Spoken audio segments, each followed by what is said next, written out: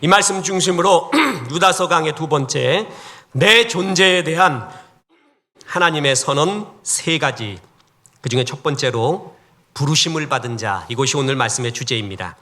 이 세상을 살아가는데 세 가지 방식이 있습니다. 첫째, 세상 기준에 맞추어 살아가는 겁니다. 둘째, 내 자신에게 맞추어 가는 겁니다. 셋째는 하나님의 목적에 내 인생을 맞추는 삶입니다. 세상에 기준을 두고 사는 삶은 갈수록 허무해집니다. 안개 같다라는 것을 압니다. 두 번째로 나에게 기준을 맞추어 사는 삶, 주로 젊은이들 사이에 많이 있는데 욜로 인생, 한 번밖에 없는 인생, 내 생각대로 내 가치관과 내 행복대로 중점을 둔다. 멋진 이야기입니다. 그런데 이것도 시간이 흐르면 안개 같다는 거 알 겁니다. 내 행복이 나도 무엇이 진짜 행복인지도 모릅니다. 내 자신은 불안하기 짝이 없습니다. 나도 나를 알지 못하는 인생입니다. 가장 아름다운 인생은 하나님의 목적에 내 인생을 맞추는 삶입니다. 지금도 가장 효과적인 전도지 중에 하나가 사형리라는 것이 있습니다. 그 사형리의 첫 번째 문장이 뭐냐 하면 하나님은 당신을 사랑하시고 당신을 향한 놀라운 계획이 있습니다 라는 것입니다. 놀라운 계획. 그 계획대로 사는 것, 그게 바로 부르심입니다. 그게 주의 목적입니다. 목적이 이끄는 삶입니다. 그것이 가장 아름다운 삶입니다. 오늘 하나님께서는 유다를 통하여 거짓이 만연하고 있는 이 교회들 가운데 너희에게 편지한다. 그런데 그 너희가 누군지 아는가? 라고 하나님의 존재 선언을 합니다. 그것은 첫 번째로 부르심을 받은 자라는 것입니다. 그래서 오늘 교훈은 그렇습니다. 내가 부르심을 받은 존재임을 확신하는 것입니다. 나는 던져진 존재가 아닙니다. 우연히 그저 그렇게 온 존재가 아닙니다. 마귀는 그렇게 우리 존재를 이야기하려고 하고 그렇게 유도하며 우리의 인생을 무기력하게 만들려고 합니다. 우린 그렇지 않습니다. 부르심을 받은 존재라는 것입니다. 바울 서신은 그래서 항상 존재를 말하고 그러므로 이렇게 살아라 라고 말할 정도로 존재에 대한 확립이 얼마나 중요한지 모릅니다. 그 중에 제일은 존재의 기쁨입니다. 하나님이 우리의 존재를 부르심을 받은 자라고 했습니다. 1장 1절 보세요. 예수 그리스도의 종이요 야고보의 형제인 유다는 부르심을 받은 자, 곧 하나님 아버지 안에서 사랑을 얻고 예수 그리스도를 위하여 지키심을 받은 자들에게 편지하노라. 세 가지를 말하죠. 부르심을 받은 자, 하나님의 사랑을 입은 자, 하나님의 지키심을 얻고 있는 자. 여기부터 시작하는 겁니다. 그 첫 번째로 부르심을 받은 자. 저는 에베소서 2장 10절의 전도사입니다. 그래서 우리 교인 또한 한국 교인, 전 세계 교인에게 에베소서 2장 10절의 풍요로움과 성령의 은혜를 전하는 것이 저의 평생의 사명 중에 하나입니다. 그 에베소서 2장 10절에 이런 구절이 나옵니다. 우리는 그가 만드신 바라 그리스도 예수 안에서 선한 일을 위하여 지으심을 받은 자니. 그리스도 예수 안에서 뭐라고요? 선한 일을 위하여 지으심을 받은 자. 부르심이 있다는 거예요. 너에게 삶의 목적이 있다라는 것이에요. 우리 모든 그리스도인은 공통적인 부르심이 있습니다. 그것은 두 가지인데 하나는 성화입니다. 예수 그리스도의 성품을 닮아가는 것입니다. 두 번째는 예수님의 마음인 전도 선교 구제입니다. 그러니까 모든 그리스도인은 한결같이 이런 공통적인 두 가지의 부르심을 받습니다. 그리고 각 개인에게는 이 부르심, 공통적인 부르심을 이루는 방법은 다 다릅니다. 하나님이 이제껏 자라오게 하신 환경, 기질, 모든 것을 통하여서 이 부르심을 이루게 하는 각자의 방법론이 있다는 것입니다. 빅뱅 같은 이론 보십시오. 천문학이 이제 존재를 건들기 시작했습니다. 뭐든지 존재를 건드리면 그 건드림이 성서적이지가 않으면 그것은 그리스도인은 응답을 해야 됩니다. 아니다라고. 빅뱅은 아무것도 아닌 것 같은 10의 46승분의 1이라는 싱귤레러티 특이점에서 폭발이 돼서 수소와 헬륨 그 덩어리가 나중에 은하, 별을 만들고 그 무기물에서 유기물이 되고 유기물이 진화돼서 여기까지 왔대요. 그리고 이걸 완전히 팩트로 여깁니다. 분명히 말합니다. 빅뱅은 가설입니다. 그리고 그 가설이 너무 깨지기 쉽고 말도 안 되는 어려움이 있고 해석할 수 없는 것이 있으니까 급팽창 이론이라는 게 나오고, 그걸로도 해석할 수 없는 것들이 또 나오자 암흑 물질이 나오고, 또 나아가서는 다중 우주까지 나오면서 다 증명되지 않은, 그러니까 다 가상과 추상의 이야기들로 계속되고 있는 가설 속에 있습니다. 오늘날 젊은이들이요, 교회를 떠나는 이유, 우리나라 현상만이 아닙니다. 미국도 그렇고 유럽은 더욱더 그러하고요. 그리고 불교와 카톨릭계에도 젊은이 떠난다고들 다 말합니다. 그 여러 이유 중에 하나가 뭐냐 하면 바로 이 빅뱅 같은 존재론, 무신론적 존재론을 청년들이 받아들이면서부터입니다. 빅뱅 천문학 같은 것은 과학이고 증명된 이론이고, 창세기의 이야기는 증명되지 않은 믿음의 이야기고 비과학적이다라고 청년들이 여기고 있습니다. 그런 가운데 우리가 있습니다. 그래서 청년들이 교회를 많이 떠나는 경향이 있습니다. 자, 이것은 너무 긴 얘기를 해서 나중에 할 것입니다. 빅뱅 같은 이론 이야기하겠습니다. 무기물에서 우리가 왔다고요? 그럼 어디로 가는 거죠? 왜 태어나죠? 그런 거 아무것도 없습니다. 그냥 무기물에서 왔습니다. 어디로 가는지도 몰라요. 그냥 우리는 던져진 존재일 뿐이에요. 거기에 무슨 목적이 있고 부르심이 있습니까? 이래서 무서운 것입니다. 정말 현명하고 기도하고 성령 충만한 과학자들이 많이 나와서 성경적 과학관을 정말 잘 말해줘야 됩니다. 우리는 부르심을 받은 존재입니다. 그러면 내게 주신 부르심이 뭔가? 아까 말했지만 분명한 것은 예수의 성품 닮아가는 것, 전도선교 구제는 모든 사람에게의 부르심이에요. 그것을 이루시는 것은 각자가 다르다고 했잖아요.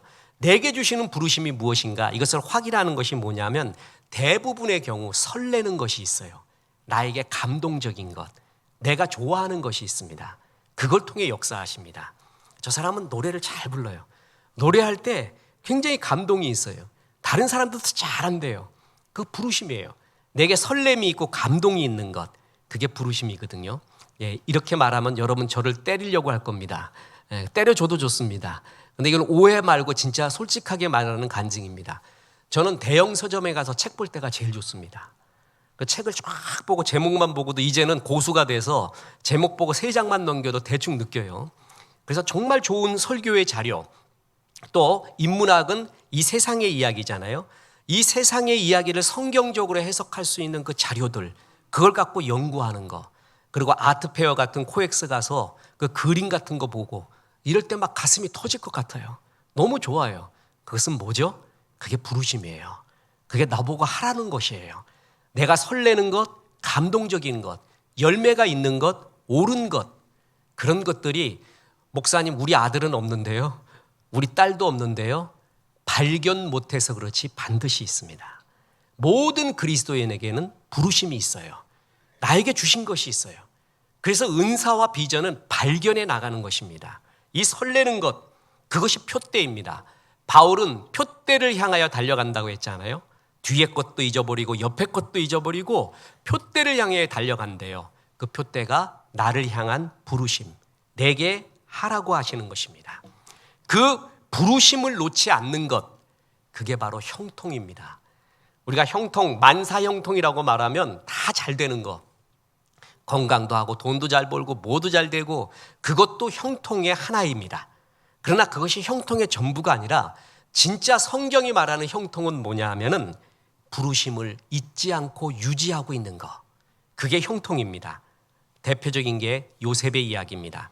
창세기 39장 2절부터 보면 여호와께서 요셉과 함께 하심으로 그가 형통한 자가 되어 그의 주인 애굽 사람의 집에 있으니 그의 주인이 여호와께서 그와 함께 하심을 보며 또 여호와께서 그의 범사에 형통하게 하심을 보았더라. 자, 여러분, 요셉이 노예로 팔렸습니다. 그것도 자기 형제들에게 배신을 당해서 노예로 팔렸습니다. 그런데 성경은 그런 요셉의 심정과 마음과 상황에 대한 동정과 공감의 말을 하지 않습니다. 이에 요셉이 정말 슬펐더라. 그 마음이 얼마나 슬펐을까? 그 배신당한 마음에 얼마나 쓰렸을까라는 구절은 하나도 안 나옵니다. 대신에 뭐냐면 노예의 신분으로서 보디발의 집에 갔는데도 형통했대요. 묻겠습니다. 여러분, 어떻게 노예 생활이 형통입니까? 어떻게 배신당해서 팔려가서 그 낮은 지경에 있는 게 어떻게 형통입니까? 거기서 뭐가 형통입니까? 하나님이 말하는 형통, 그것은 하나님의 꿈, 요셉을 향한 하나님의 비전, 부르심, 그게 여전히 유효하고 그것을 향해 가고 있다는 것이에요.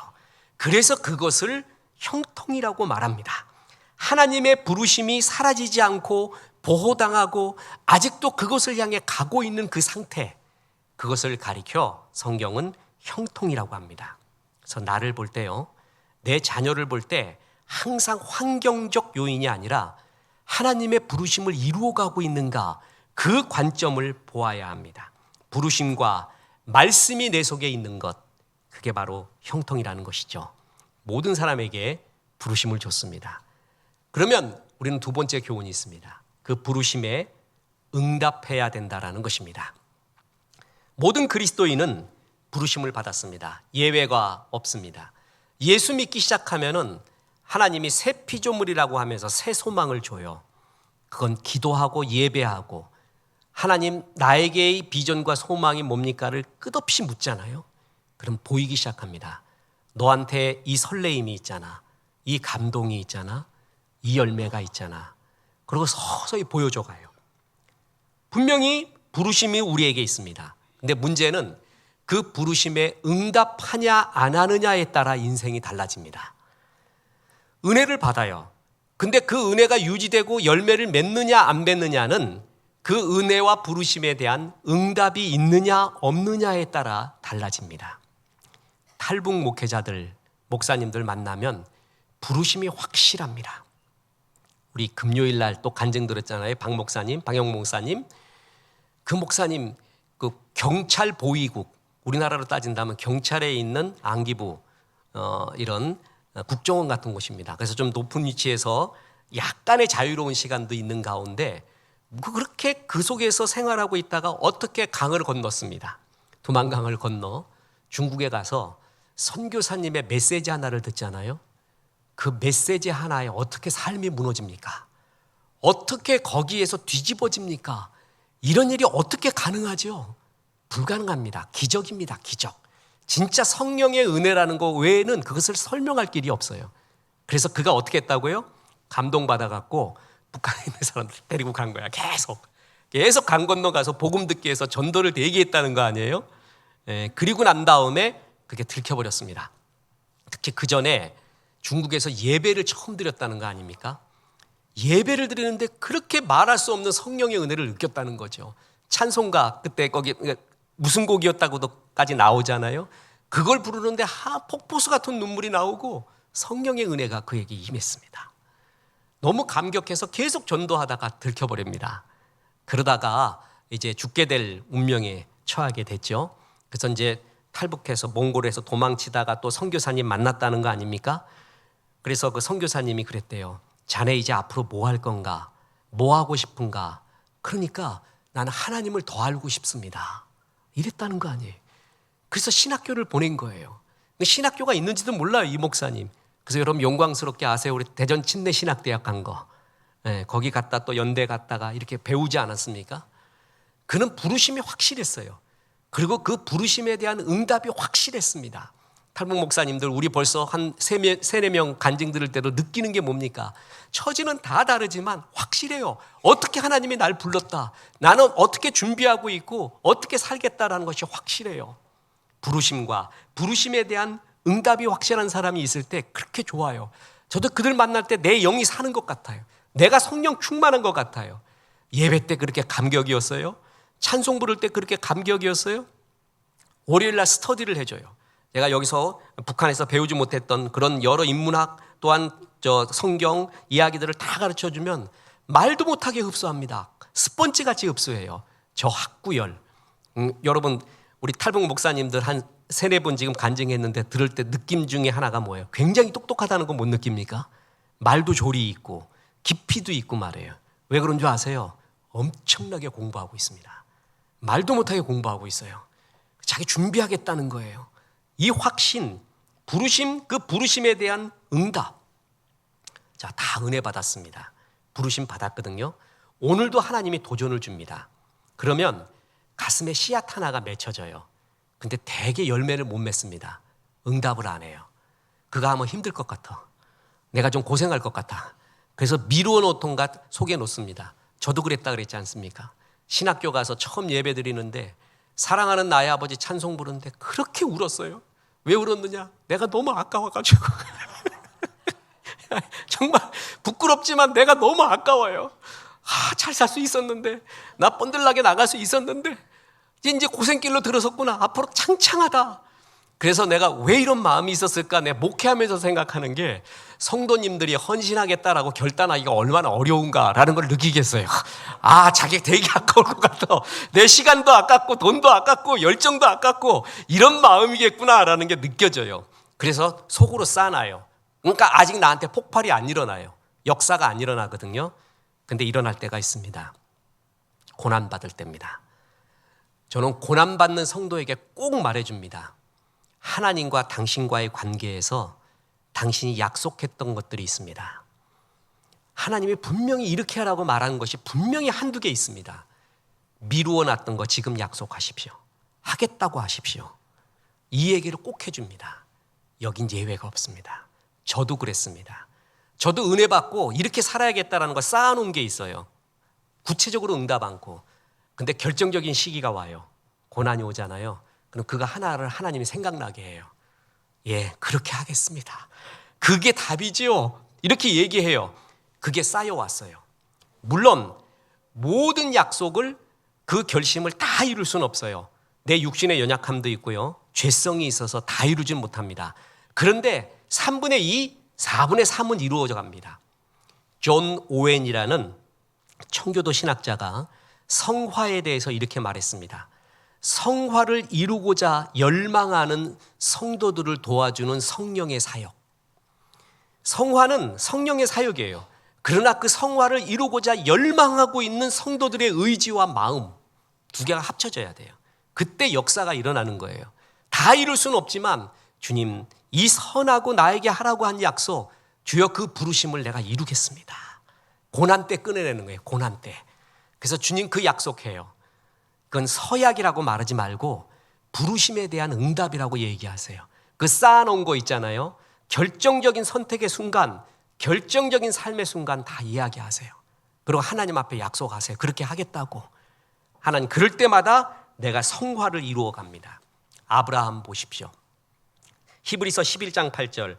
믿음으로 아브라함은 부르심을 받았을 때 순종하여 장래의 유업으로 받을 땅에 나아갈새 갈 바를 알지 못하고 나아갔으며 부르심을 받을 때 뭐라고요? 순종하여. 그게 뭐예요? 응답이에요. 응답. 그러겠습니다.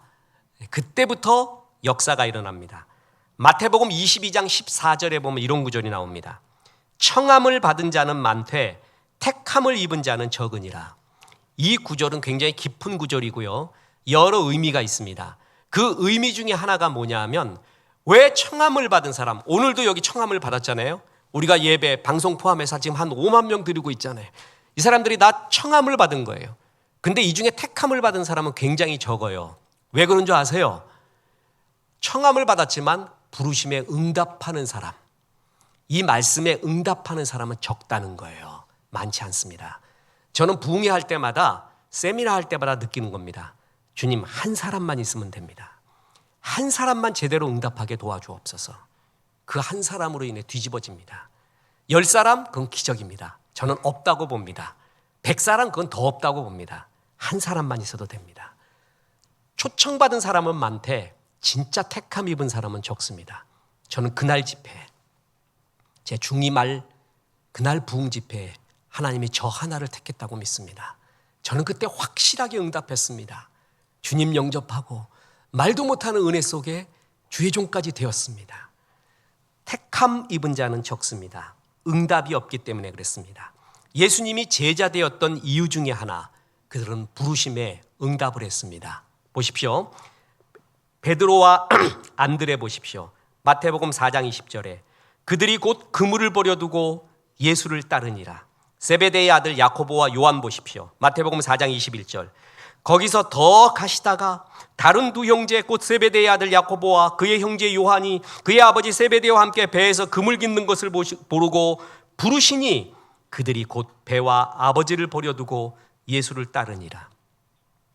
우리도 부르심에 응답하면 아브라함과 제자됩니다. 그런데 성경에 그 반대가 있습니다. 강렬하게 주님이 불렀고 자기도 왔는데 결정적인 부르심에 응답하지 않아서 nothing, 아무것도 아닌 것이 된 사람, 부자 청년입니다. 보십시오. 마가복음 10장 22절. 그 사람은 재물이 많은 고로 이 말씀으로 인하여 슬픈 기색을 띠고 근심하며 가니라. 예수님과 대화까지 한 사람, 찾아온 사람. 근데 응답하지 않습니다. 그래서 아무것도 아닌 인생이 되었습니다. 배가 침몰해요. 불이 났어요. 어서 나오라고 할 때 응답을 해야 됩니다.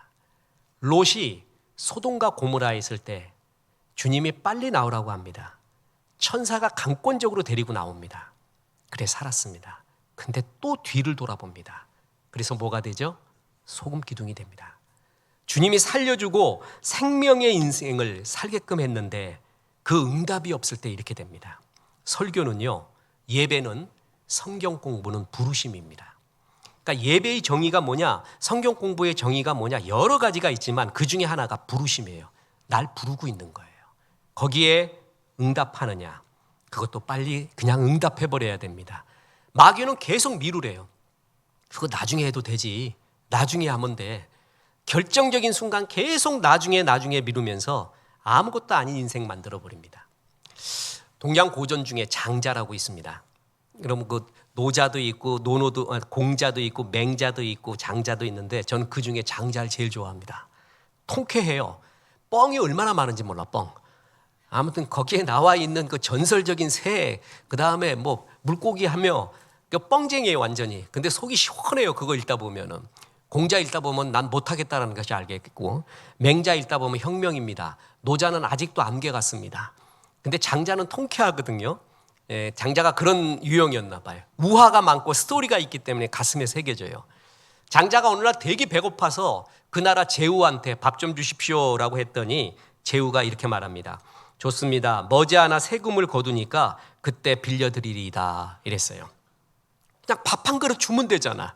장자가 화가 났습니다. 그래서 지나오면서 내가 수레바퀴 아래에서 체험했던 걸 얘기하는데, 내가 제후님께 오는데 수레바퀴 밑에서 붕어가 헐떡이면서 나한테 물 한 바가지만 주십시오. 나 이제 물 떠나서 이러고 있습니다. 라고 말했습니다. 그랬더니 제가 그렇게 말했습니다. 좋아, 내가 이제 남쪽으로 가서 오나라 월나라 왕을 설득해서 서강의 물을 끌어다가 너를 맞이하러 가마. 이렇게 말했다는 거예요. 그러니까 붕어가 화를 내면서 그냥 물 한 바가지 주면 되지, 무슨 오나라 월나라 서강 동강 다 끌어들이냐, 나 이제 내일 되면 건어물 상점에 가 있을 거다, 이놈아 알아서 해라, 이렇게 말하더라 라고 말합니다. 여러분 그냥 물 한 바가지 주면 되거든요. 응답하면 되는데 우리는 거창한 이유 내셉니다. 지금 안 될 이유가 너무 많아. 지금 안 되는 이유, 내가 지금 응답하지 못할 이유가 너무나 많아요. 그래서 이런 말이 있습니다. 지연된 도움은 도움이 아니다. 그때 도와줘야 돼요. 결정적일 때. 지연된 도움, 그 다음에 도움은 도움이 아니라는 거죠. 급할 때, 결정적이고 절실할 때 한 푼의 돈이 한 달 뒤 천금보다도 크다고 했습니다. 아이스크림 협상이라는 말이 있습니다. 아이스크림 놓고 협상할 땐 빨리 하라는 거예요. 협상할수록 다 녹아버려. 그러니까 협상자들이 모여갖고 빨리 분배하라는 거예요. 결정적으로. 그래서 나누어 먹는 게 낫지, 그거 갖고 협상하다가 나중에 아무것도 안 남는다는 거예요. 그 얘기가 뭐죠? 응답할 때 속히 하라는 거예요. 주님이 말할 때 아멘 그러고 그렇게 하겠습니다 그래야지, 주님 내가 여기 있습니다 이래야 돼요. 내가 여기 있습니다. 주님 제가 저기 있으니까 죄를 쓰시옵소서, 그 찬송 부르고 있어요. 그건 내가 할 일 아니래요. 누가복음에 보면은요, 어떤 주인이 큰 부자가 잔치를 벌여놓습니다. 그리고 사람들을 초청을 해요. 그게 부르심이에요. 그럼 가서 먹으면 돼요. 그런데 뭐라 그러죠? 한 어느 마을에 멋진 집에 살던 사람이 큰 잔치를 벌려놓고 손님 청했네. 그가 널리 이웃더러라 했더니 그때 모든 사람들이 대답하는 말 죄송해요.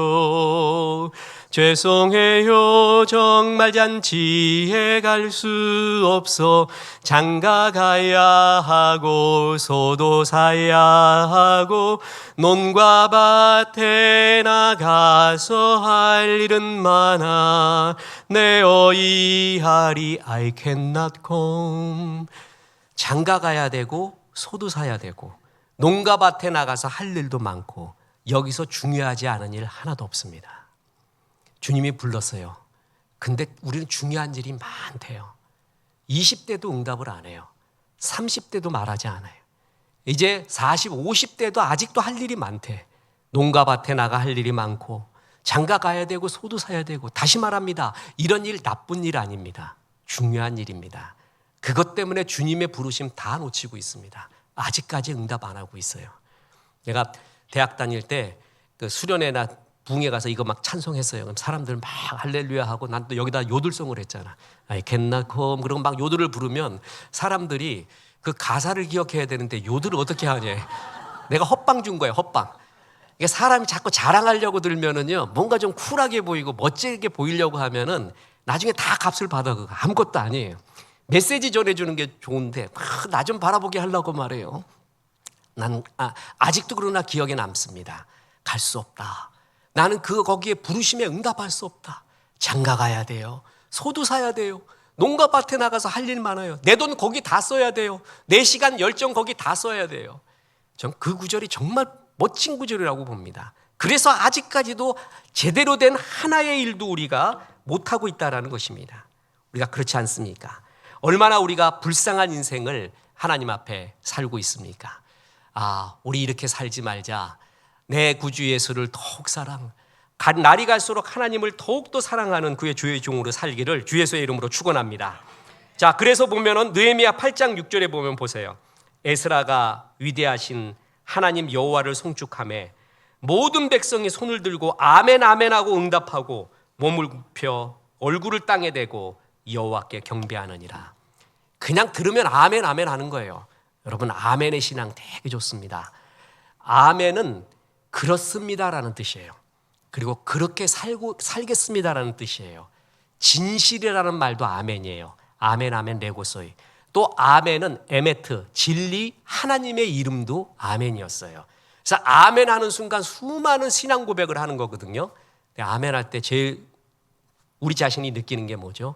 교만이 깨져요. 아멘 하면 교만이 깨져요. 교만 깨는 최초의 행위가 아멘입니다. 내가 아멘 하나 봐라. 나는 그 정도로 아멘 하는 사람 아니야. 내 평생에 한 2번인가 3번 정도 할 것 같은데 난 그 정도 감동 갖고는 아멘 안 하는 사람이야. 그래 봐라. 평생 가도 못해요. 그게 교만이에요. 교만. 어린아이가 말해도 아멘 하는 거예요. 어린아이가. 주일학교 학생이 해도 아멘하고 기도할 때도 아멘하고요. 찬송 부를 때도 은혜 되면 아멘하는 거예요. 그때 채워지지요. 그냥 가만히 있습니다. 그리고 난 그 정도로 하는 사람 아니래. 그 정도의 가벼운 사람 아니래. 그렇게 살아보십시오. 그게 아직 응답하지 않는 교만입니다. 하나님 앞에 부르심은 응답을 해야 돼요. 응답하면 그제서야 주의 역사를 보게 됩니다. 바로 길이 열립니다. 보세요. 베드로가 깊은 데로 가자. 니베를 쓰자. 깊은 데로 가자. 금을 내리자. 그럴 때 그대로 응답했습니다. 그랬더니 고기가 어떻게 돼요? 힘이 많아서 그물을 찢어진지라. 누가복음 5장 4절. 말씀을 마치고 시몬에게 이르시되 깊은 데로 가서 그물을 내려 고기를 잡으라. 시몬이 대답하여 이르되 선생님, 우리들이 밤이 새도록 수고하였을 때 잡은 것이 없지만은, 이 말이 뭔지 아십니까? 예수님, 지금 여긴 고기 잡을 때가 아닙니다. 깊은 데로 가도 안 되고요. 지금 그물 내려도 안 됩니다. 여기는 내가 전문가입니다 이거예요. 우리가 모르는 거는 기도해요. 근데 자기 전문 영역은 기도 안 해요. 거기서 항상 걸려요. 전문 영역까지 주 앞에 드려야 되는데 이건 기도 안 해도 잘할 때 자기가 다 한대. 그러니까 그 영역에서 역사가 안 일어나요. 항상 고수준으로 살아요. 근데 그것까지 드려야 돼요. 전문 영역까지 난 모르겠습니다. 도와주십시오. 은혜를 주십시오. 이래야 역사가 일어나거든요. 베드로가 그 얘기예요. 여긴 내가 전문가지만 주님 말씀에 유명한 말이 있잖아요. 의지하여 내가 그물을 내리리다 하고 그렇게 하니 고기를 잡은 것이 심이 많아 그물이 찢어지는지라. 응답하면 영광이 임합니다. 응답을 할 때 하나님의 살아계심을 체험을 한다는 거죠. 왜 나는 그토록 하나님의 살아계심을, 영광을 체험하지 못하는가? 응답이 없어서 그래요. 그냥 감정의 차원으로 좋다 그래서 그래요. 뱀을 집으며 독을 마실지라도 죽지 않는다고 했어요. 그 컨텍스트가 뭐예요? 전도 선교할 때예요. 하나님의 가장 원하시는 그 일을 할 때, 그 일을 할 때 하나님의 살아계심을 체험을 하는 것이에요. 그게 응답이고 그때 영광을 보는 것입니다. 달걀이 응답하면 병아리가 됩니다. 달걀이 응답하지 않으면 그래도 깨버리거든요. 외부가 와서 그때 후라이가 되는 거예요. 그게. 여러분 후라이 인생 되지 말고 병아리 인생, 살아있는 새 인생이 돼야 됩니다. 자, 옆에 사람하고 따라해 봅시다. 병아리 됩시다. 후라이 되지 맙시다. 후라이 인생 살면 안 됩니다. 응답하면 돼요. 그래서 살아서 살아야지 그냥 지글지글 후라이판에 지글지글거리면서 밥 되면 되겠습니까? 동물농장이라는 TV 동물농장이라는 프로에서도 이런 이야기가 나온 걸 봤습니다. 어미사자를 사냥꾼이 죽였어요. 그랬더니 그 새끼 사자가 어미사자 젖 먹고 있다가 엄마 죽었잖아요. 사냥꾼이 너무 불쌍해서 그 새끼 사자를 집에 와서 자기 집에 길렀습니다. 양하고 같이. 그러니까 양젓 먹으면서 양처럼 살았어요. 순하게 이것이. 큰 양 나타나면 벌벌 떨어요. 사자가 이것이. 그러고 있다가 아빠 사자가 나타났습니다. 숫사자. 자기 새끼 냄새를 맡고 그래서 저 멀리서 그 아빠 사자가 사자후를 바랍니다. 사자후. 그리고 새끼를 부릅니다. 새끼가 진짜 단 넘어서 아빠한테 달려갑니다. 이 이야기는 실제입니다. 성경에도 나오거든요. 호세아 11장 10절 보십시오. 그들은 사자처럼 소리를 내시는 여호와를 따를 것이라. 여호와께서 소리를 내시면 자손들이 서쪽에서부터 떨며 오되. 여호와가 사자라는 거예요. 사자후를 발휘하면은 그 음성을 들은 새끼들이 따라온다는 거예요. 그런데 어떻게 따라오냐 하면은, 어떻게 응답하냐 하면은 담을 뛰어넘는다는 겁니다. 시편 18편 29절 보십시오. 내가 주를 의뢰하고 적군을 향해 달리며 내 하나님을 의지하고 담을 뛰어넘나이다. 여러분, 적군 앞에서 달려요. 적군을 향해 달린대요. 그리고 적군의 벽을 뛰어넘어요. 제가 언젠가도 설교했지만 누군가 멋진 화가가, 음악가가, 예술가가 이 구절 있잖아요. 시편 18편 29절을 정말 멋지게 한번 그렸으면 너무나 좋겠습니다. 사자후를 들었어요. 아빠 사자의 음성을 들었어요. 내 속에 핵폭발이 일어나요. 이렇게 살아서는 안 되지. 나 이렇게 살라고 태어난 게 아니야. 그래서 폭발이 일어나면서 아빠 사자를 향해 달려가요. 앞에 적이 있는데 상관없습니다. 달려가서 담을 뛰어넘어서 아빠한테 가고 있습니다. 멋진 모습. 이것은 우리에게 주신 주의 부르시며 응답하는 자에게 주신 주의 영광입니다. 하나님 나한테 능력 주옵소서. 그 기도도 좋지만 그냥 부르심에 응답하면 이런 힘이 나오는 거예요. 하나님이 저절로 그 담을 뛰어넘는 힘을 주는 거예요. 우리는 사실 전부 적군에 둘러싸여 있거든요. 우리 교회에서 예방선 모임 하잖아요. 예능 방송인 선교회 모임. 거기에 이제 PD 한 분이 그럽니다.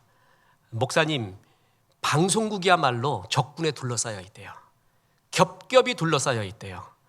비성경적이고 말도 안 되는 음란, 아니면 인기 위주, 성경이 원하는 하나님의 마음을 품지 않는 프로그램, 모든 것들에 둘러싸여 있대요. 자기가 어떻게 해야 될지 모를 정도로 너무 딱딱한 적군의 벽이래요.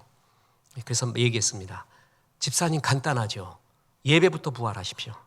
SBS, MBC, KBS 예배 전부 없어졌습니다. 신후에. 이래서는 안 됩니다. 예배부터 시작해야 됩니다. 전에 KBS, SBS 가서 신후에 예배를 인도할 때 가슴이 뜨거웠습니다. 이제 예배 자체가 없어졌어요. 무엇부터 시작할까? 예배부터 하십시오. 그리고 하나님의 비전을 분명히 품으면 이 적들을 뛰어넘어서 하나님이 원하는 방송 반드시 만들 수 있습니다. 그건 주의 약속입니다. 그랬습니다. 다윗이 그랬습니다. 다윗의 인생은 적군과 벽을 뛰어넘는 인생이었습니다. 어릴 때는 사자와 곰의 발톱이 그의 벽이었습니다. 그리고 조금 크니까 골리앗이 담과 벽이었습니다. 더 크니까 사울 왕이 담과 벽이었습니다. 그리고 말년에는 자기 속에 있는 죄악, 그것이 담과 벽이었습니다. 이걸 다 뛰어넘습니다. 그리고 찬양하며 삽니다. 하나님의 부르심에 응답을 하면 담을 뛰어넘습니다. 그리고 응답을 하면 끝이 아름답습니다. 여러분, 성경에서 악인과 의인을 말할 때 항상 끝을 말해요. 그러니까 처음에는 악인이 잘 되는 것 같이 보이는데 부러워하지 말라. 그러면서 악인과 의인의 대조를 말할 때는 항상 성경이 말하는 게 끝을 말합니다. 악인은 풀 같다. 금방 성장하지만 배임을 당한다. 그런데 종려나무와 백향목 봐라. 말년의 열매가 더 맺힙니다. 그것이 성도다라고 말합니다. 보세요. 시편 92편 7절에 악인들은 풀같이 자라고 악을 행하는 자는 다 흥왕할지라도 영원히 멸망하리로다. 풀은 빨리 자랍니다. 흥왕해 보입니다. 근데 빨리 배임을 당합니다. 그리고 불 속에 들어갑니다. 끝이 안 좋습니다. 그런데 성도, 의인, 하나님의 부르심을 쫓은 사람은 늙어도 여전히 결실한다. 진액이 풍족하다. 청청하다고 했습니다. 보세요. 시편 92편 12절. 의인은 종려나무같이 번성하며 레바논의 백향목같이 성장하리로다. 이는 여호와의 집에 신기 없으며 우리 하나님의 뜰 안에서 번성하리로다. 그는 늙어도 여전히 결실하며 진액이 풍족하고 빛이 청청하니. 아멘. 이걸 믿습니다. 제가 이거를 일부 예배 때 하고 엘리베이터를 탔습니다. 그랬더니 거기에 나이가 지금 신앙 나이가 30 정도 되시는 분들이 다 탔습니다. 인생 나이는 70이 다 넘으셨고, 그래갖고 탔더니 집사님들, 권사님들 화이팅! 오늘 말씀처럼 빛이 청청합니다 라고 했더니 한 분이 목사님 늙으면 빛이 청청하지 않아요 그래요. 그래서 얼굴은 그럴 수도 있죠. 몸은 그럴 수 있습니다. 마음과 영혼이, 그 생각이 청청합니다. 여러분, 얼굴이 이렇게 늙어지는 거 받아들이세요. 세월은 가인의 얼굴도 주름으로 덮이게 하고요, 장부의 가슴도 씻게 해요. 그거 받아들여야 돼요. 그거 안 하려고 싸우면 안 돼요. 나이 들어서의 아름다움은 내가 80 됐는데도 20대 아가씨하고 비키니 자랑을 하고 있으면요, 그건 아름다운 게 아니라 추한 겁니다. 근데 내가 하나님의 덕으로 하나님의 마음을 젊은 사람보다 더 품고 있다. 그럼 그게 젊은 거예요. 그게 청청한 거예요. 그리고 뭐라고요? 진액이 풍족하고 빛이 청청하다. 보세요. 모세를 보십시오. 모세의 40년을 보십시오. 모세의 마지막 40년이 제일 아름다웠습니다. 끝이 제일 아름다웠어요. 이유가 뭐죠? 부르심에 순종했기 때문에 그렇습니다. 야곱도 끝이 좋았습니다. 사랑하는 아들, 총리가 된 요셉 곁에 있으면서 축복 누리며 살았습니다. 말년에 그가 축복하고 경배했기 때문에 그렇습니다. 히브리서 11장 21절에 믿음으로 야곱은 죽을 때 요셉의 각 아들에게 축복하고 그 지팡이 머리에 의지하여 경배하였으며. 야곱의 수많은 삶이 있는데 하나님께서는 히브리서 11장에 야곱의 삶의 아름다움은 그가 말년에 했던 경배와 축복에 있다는 거예요. 여러분, 나이 들을수록 축복을 많이 하세요. 욕하지 마세요. 괜히 추해집니다. 많은 사람 축복해 주시고요, 경배를 하세요. 이게 말년이 아름다운 이유입니다. 갈렙도 85세에 헤브론을 점령합니다. 섬김이 있었기에, 순종이 있었기에 마지막이 영광스러웠습니다. 나이 들수록 감동이 없는 건 버리십시오. 세상적인 것은 버려가십시오. 그리고 영광이 아닌 것은 버리십시오. 남는 것, 영광스러운 것, 그리고 내가 주님 앞에 갔을 때 이것은 정말 하나님이 기뻐하시는 일이야 하는 그것만 골라서 거기에 집중하십시오. 그럼 갈수록 젊어집니다. 저 사람 요셉 아잖아요. 우리가 요셉의 인생을 1억 원 인생이라고 제가 항상 말했잖아요. 파란 만장, 10,000원짜리 만장, 1억 원 인생. 여러분 참 고마운 게 제가 5번 이상 했는데 다 웃어줘요. 아직도 잊어먹어서 그런지 아니면은 목사님 그냥 받아들일게요 그러고 하는지. 우리 집사람이 그래요. 목사님, 내가 유머하면 사람들이 웃겨서 웃는 게 아니라 기가 막혀서 웃는데 어떻게 웃기든 간에 1억 원짜리 인생을 살았어요. 근데 우리가 요셉 생각하면은 꾸부정한 요셉을 생각 안 합니다. 요셉도 늙었거든요. 늙어 죽었잖아요. 근데 요셉 하면 영원히 젊은이에요. 이유가 뭐죠? 그에겐 꿈이 있었어요. 부르심이 있었어요. 항상 복의 통로였어요. 그래서 늙은 요셉을 우리가 기억하지 않는 거예요. 하나님이 이런 사람에게 지내기 청청하고 아름답게 산다고 이야기했습니다. 저는 소개해주고 싶은 책이 있습니다. 서울대 공대 교수인데 박세옹 교수의 나는 누구인가, 이거 절판 안 되기를 기원했는데 그래도 아직도 나옵니다. 참 공대 교수로서 하나님 발견한 그 과학적 공대적 머리로 하나님을 발견한 굉장히 귀한 책입니다. 거기에 이런 구절이 나옵니다. 당대 최고의 천체 물리학자로서는 영국의 스티븐 호킹을 들 수 있습니다. 호킹은 현재 자신의 최대 관심사를 내가 왜 여기에 있고 인생이 어디로 흘러가는가라고 했습니다. 호킹이 박사학위가 블랙홀을 수학적으로 증명했대요. 난 아직도 그게 무슨 말인지를 모르겠어요. 그러니까 빅뱅을 또 증명을 하고, 그래서 빅뱅 이전에 뭐가 있었는가, 얼마나 질문이 많이 들어옵니까? 그것보다 호킹이 진짜 궁금한 게 있었대요. 내가 왜 여기 있지? 나는 누구야? 라는 질문이었다는 거예요. 니체가 이런 존재에 대한 질문이 되게 많았습니다. 그래서 자라투스트라는 이렇게 말했다는 내가 누구인가에 대한 질문입니다. 거기에 이런 구절이 나옵니다. 자라투스트라여, 그대는 아직도 살아있는가? 왜? 무엇 때문에? 무엇에 의해? 어디로? 어디에? 어째서? 아직까지도 살아있다는 것은 어리석은 일이 아닌가? 이것도 모르면서, 내가 누구인가를 모르면서 아직도 살아있어? 어리석은 일 아니야? 다 헤매는 거예요. 그런데 사도 바울은 내가 누구냐라고 말할 때요, 너무 정확하고 확실하게 말합니다. 로마서 1장 1절. 예수 그리스도의 종 바울은 사도로 부르심을 받아 하나님의 복음을 위하여 택정함을 입었으니, 아주 심플합니다. 근데 오늘 유다서 1장 1절 보십시오.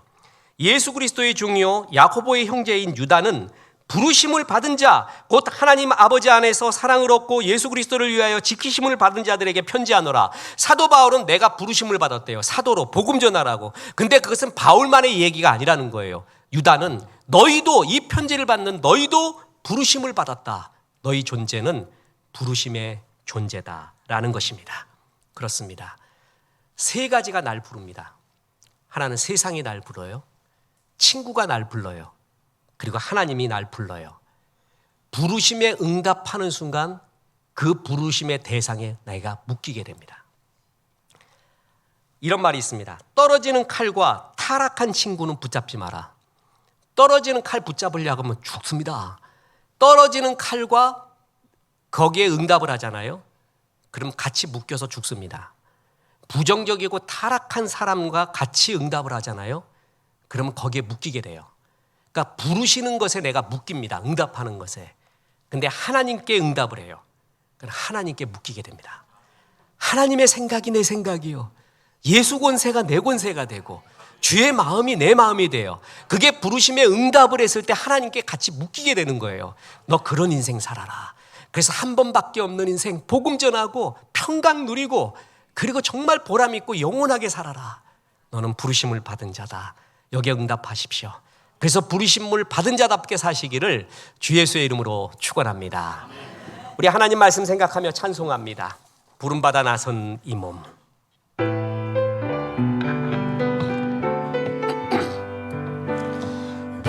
부름받아 나선 이 몸, 어디든지 가오리다.